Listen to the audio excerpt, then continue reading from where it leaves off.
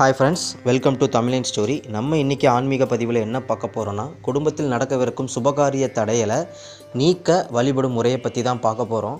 அதாவது திருமண வயதாகியும் திருமணம் நடக்காமல் இருப்பாங்க. அதே போல் காது குத்துரும் நினச்சிட்ருப்பீங்க, காது குத்து விழாவும் வைக்க முடியாமல் இருக்கும். அதே போல் குடும்பத்தில் இந்த மாதிரி ஒரு விழாக்களோ இல்லை ஏதோ ஒரு விசேஷங்களோ வைக்கும்போது தான் அந்த குடும்பம் சுபிக்ஷமாகவும் சந்தோஷமாகவும் இருக்குதுன்னு சொல்லி நம்ம சொல்லுவோம்.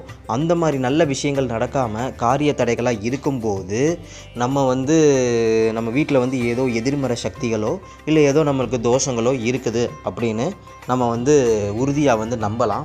ஏன்னா ஒரு சுபகாரியங்கள் தடை ஏற்படுது அப்படின்னா அதற்கு எதிர்மறை ஆற்றலும் நம்மளுக்கான தோஷங்களும் தான் காரணம்.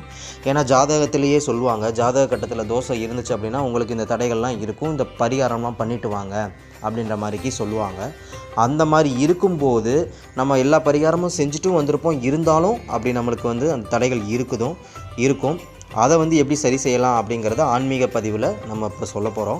அதாவது என்ன அப்படின்னு பார்த்தீங்கன்னா, இது ஆன்மீக பதிவில் கொடுக்கப்பட்ட ஒன்று. அதாவது வீட்டில் காமாட்சி அம்மன் விளக்கு எல்லோரும் வீட்லேயுமே இருக்கும். அந்த காமாட்சி அம்மன் விளக்கு நம்மளுக்கு வேணும். அதே போல் கற்கண்டு வேணும். இந்த 2 பொருள் இருந்தாலே போதுங்க. அதாவது இந்த கற்கண்டை நம்ம என்ன பண்ணோன்னா 3 கற்கண்டு எடுக்கிறோம். சின்ன கற்கண்டாக 3 கற்கண்டு எடுத்துகிட்டு அதை என்ன பண்ணுறோம் அப்படின்னா, டெய்லியும் காலையில் 6 மணி கரெக்டாக 6 மணிக்கு காமாட்சி அம்மன் விளக்கை ஏற்றி குலதெய்வத்தை யாருக்கு என்ன நடக்கணும்னு நீங்கள் நினைக்கிறீங்களோ, இவருக்கு திருமணம் நடக்கணும், இந்த பசங்களுக்கு காது குத்து வைக்கணும் அப்படின்னு நினைக்கிறீங்களோ, அவங்கள அதை நினச்சி நீங்கள் உங்கள் குலதெய்வத்தை நினச்சி வேண்டணும். அந்த விளக்கு 1 மணி நேரம் எரியணும். அந்த கற்கண்டு அந்த இதுக்குள்ளே தான் இருக்கணும். இதை மாதிரி டெய்லி செஞ்சுட்டு வரணும். வெள்ளிக்கிழமை மட்டும் கிடையாது, வெள்ளிக்கிழமை மட்டும் செய்ய வேணாம். மிச்சம் எல்லா நாளுமே காலையில் 6 மணிக்கு நீங்கள் செய்யணும். கண்டிப்பாக வீட்டு தலைவிகள் நீங்கள் செய்யலாம். அதே போல் 1 மணி நேரமாவது அந்த விளக்கு எரியணும்.